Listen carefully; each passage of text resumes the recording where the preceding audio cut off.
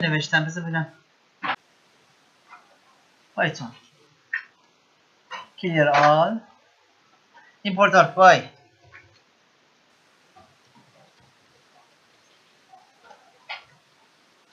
from arcpy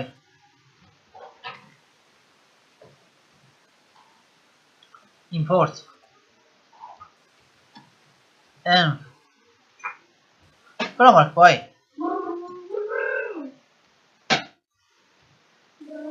.sa import m.workspace مساوی با پیومه باز داره به f دو تا نقطه اسلش پایتون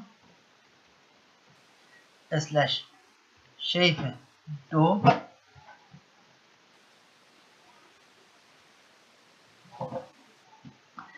میگم که arcpy شیپ مساوی با شیپ مساوی با arcpy .sa.slope پرانتز رو باز میکنم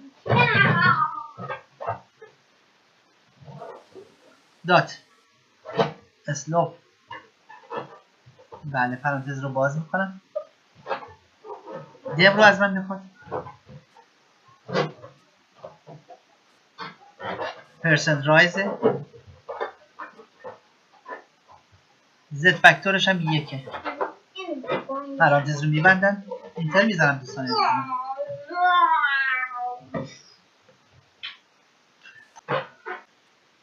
خب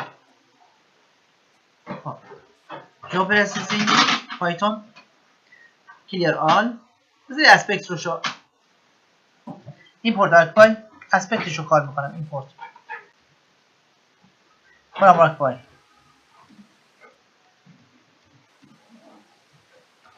import env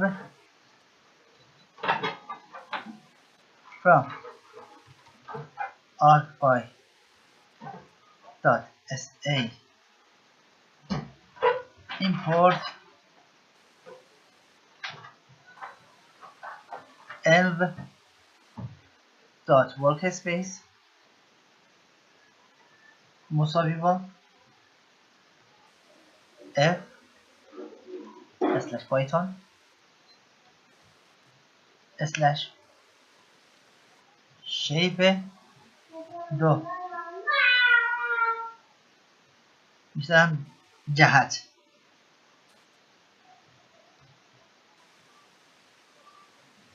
مساوی با arcpy .sa aspect پرانتز رو باز میکنم دم رو بهش میدم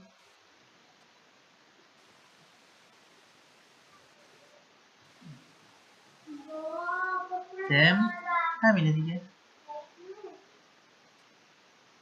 نه فقط دم بهش میدم بله اسپکت رو بهش دادم حالا جهت دات سیو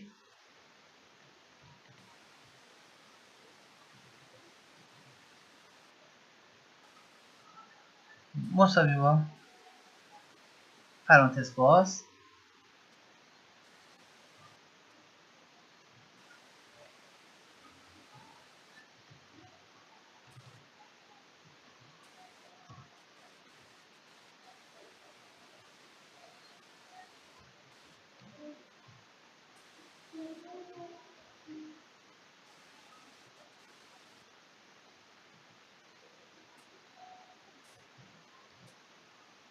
تیف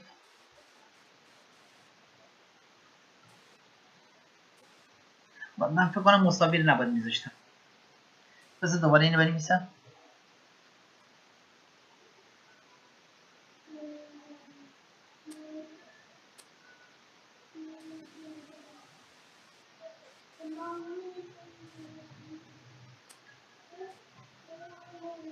بله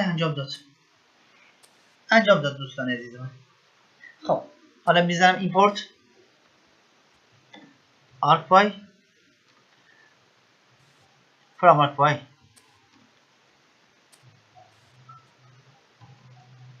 arc y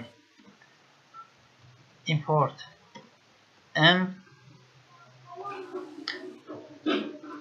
from arc import m from arc dot sa.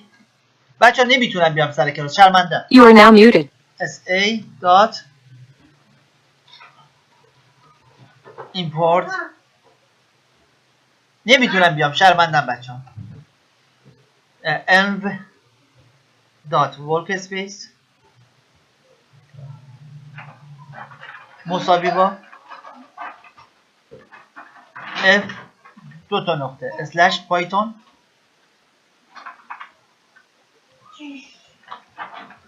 slash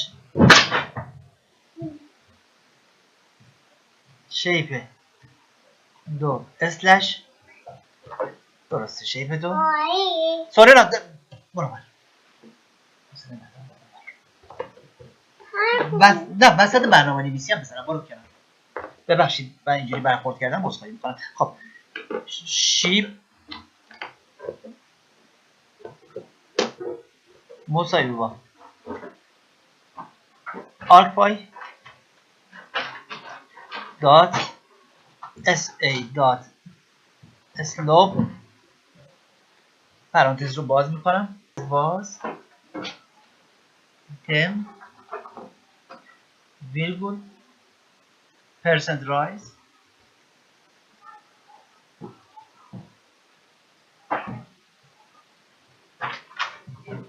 ویرگول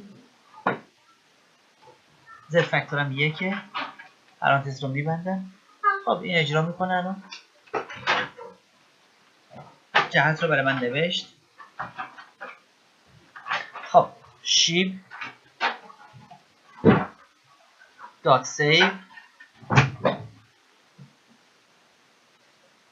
پرانتز باز دو تا نقطه دریو f دو تا نقطه slash python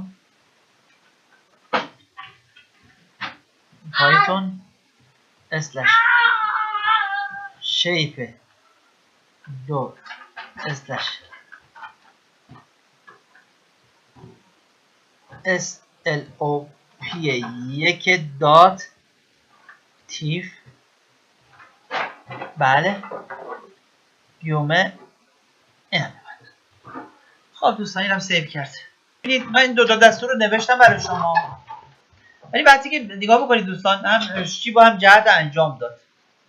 من جهت رو بردارم. جهت رو وقتی که سیو میکنی الان شیب رو الان نوشت قشنگم نوشت، قشنگ نوشت. فقط وقتی که سیو میکنی همچه حالتی به خودش میگیره دوستان. سیو میکنی همچه حالتی به خودش میگیره. زوم تو لیر بزنم. زوم تو لیر نوشته. بحث سیو کردنش دوستان، بحث سیو کردن کدای دستوری که من نوشتم درست بود. واقعا بگم کدای دستوری که نوشتم درست بود، فقط توی بحث سیو کردن این یه خورده. البته خب تو برنامه نویسی دیگه آقا شیب و جهت رو تعیین کن بعدش هم. خب ببینید من اینو جدا میکنم. دیتا اکسپورت دیتا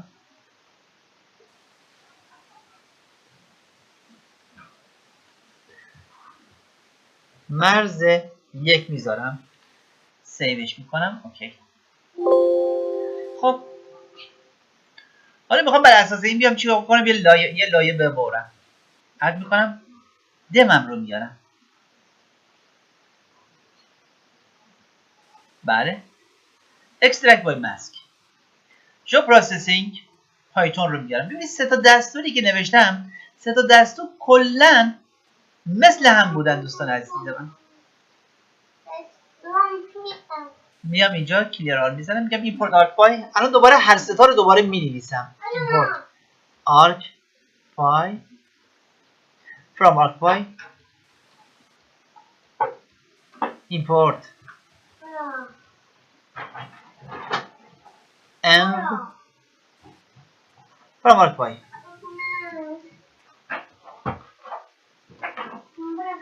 dot sa import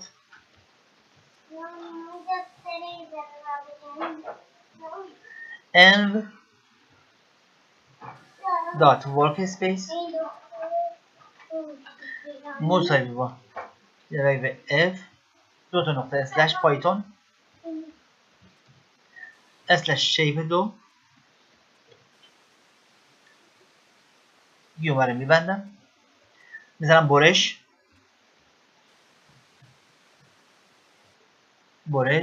مساوی با arc py dot sa dot extract by mask پرانتز رو باز میکنم دوستان عزیزم دمو بهش میدم میگه بر اساس چی؟ مرز 1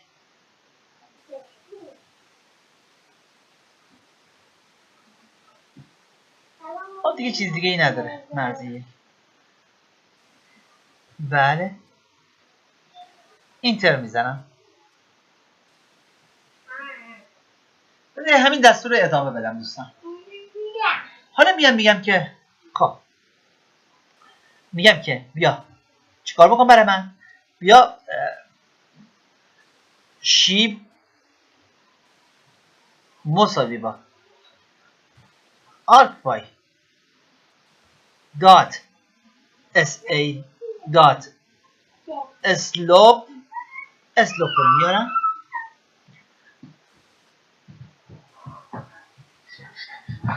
میگم بر اساس این دم بیا چیکار بکن بکن پرسنت رایز بکن برای من دوباره همون دستورا رو دارم بکن با زد وکتور 1 شیبشو برای من بساز بعد از اینکه شیبو ساختی بیا چیکار بکن جهت مساوی با arcpy dot sa dot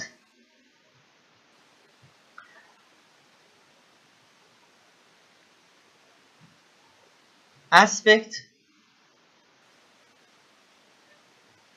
پرانتز باز دمو بهش میدم دوستان میتونم این برش رو بهش بدم یا شیب رو بهش بدم ولی دمو بهش میدم دوباره میبندم خب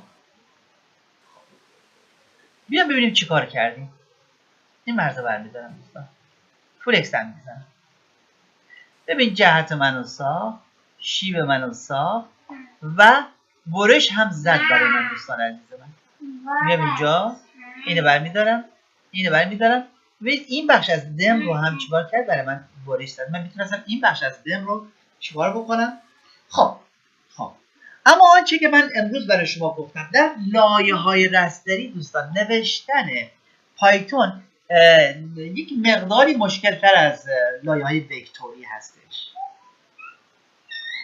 خب در لایه‌های رستری غالبا خدمت شما عرض بکنم ما همراه با پیکسل ما سر کار داریم دوستان یک رابطه خطی نوشته میشه و در نهایت آنچه را که باید سیو بکنید در نهایت اون رو سیو میکنید عزیزان الان این رابطه خطی رو اومدم چیکار کردم اینجا شو پروسسینگ پایتون این رابطه خطی ببینید اومدم گفتم که برای من برش بزن اکسترکت اور مکس کرد گفتم شیبشو برای من بساز شیبشو برای من ساخت و جهتش هم چیکار کرد برای من ساخت حالا من میام اینجا میگم که یک دستور دیگر میخوام بهش بدم ببینم میتونه برای من انجام بده یا نه raster to point arcpy dot raster to point conversation رو میارم پرانتز رو باز میکنم میگه کدوم میخوای میگم آقا برش رو بیا بالکل آوتپوت حالا میگه آوتپوتش هم به من معرفی کن میگم باشه آوتپوتش رو میبریم کجا درایو f دو تا نقطه اسلش پایتون اسلش شیپ 2 ببین بچه اشتباه نوشتم نگاه کنید shape 2 اسلش به اسم چی؟ به اسم point dot shp. خب بله پرانتز هم میبندن. اینتر میزنم.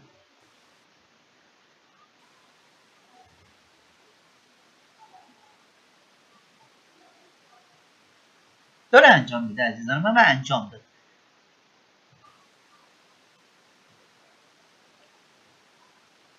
خب بیایم اینجا من این دم رو هم برمیدارم. عزیزان نگاه بکنید ببینید چی کار کرد. در مرکز هر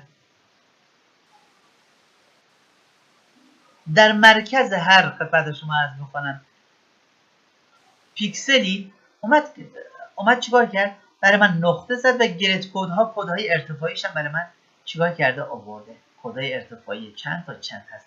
حالا خیلی راحت من میتوانم بر اساس این بیام چیکار بکنم؟ تیم تهیه بکنم که این رو اگه اجازه بدید من هفته دیگه یادتونه گفتم که بچه‌ها میتونیم بر اساس 3D آنالیسیس تیم بیایم چیکار بکنیم؟ این رو تبدیل به تیم بکنیم و این نقاط رو دوستان. خب عملا 4 تا دستور من اینجا برای شما نوشتم دوستان عزیز من. پایتون گفتم بیا اکسترکت بای ماسک بکن. خیلی راحت بعد از شیبشو برای من به دست بیاد، جهتشو برای من به دست بیاد، بعد بیا چیکار بکن؟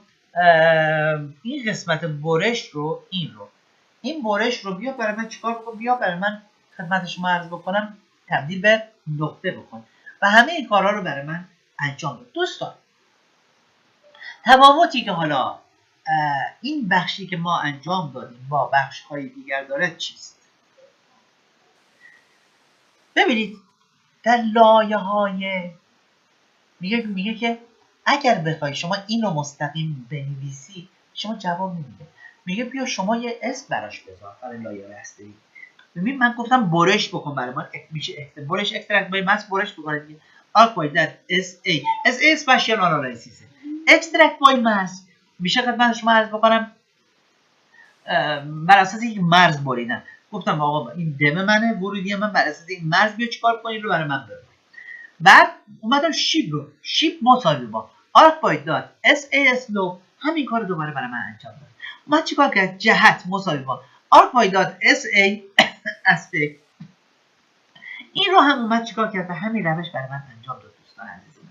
حالا سیو کردن اینها هم با این روشه. من میگم که آقا بیا چیکار بکن؟ جهت رو برای من سیو کن. جهت دات سیو. چون اینا قفل شکسته هستن دوستان تو سیو کردن خیلی انجام میده برای من. برای به f دو تا نقطه اسلش پایتون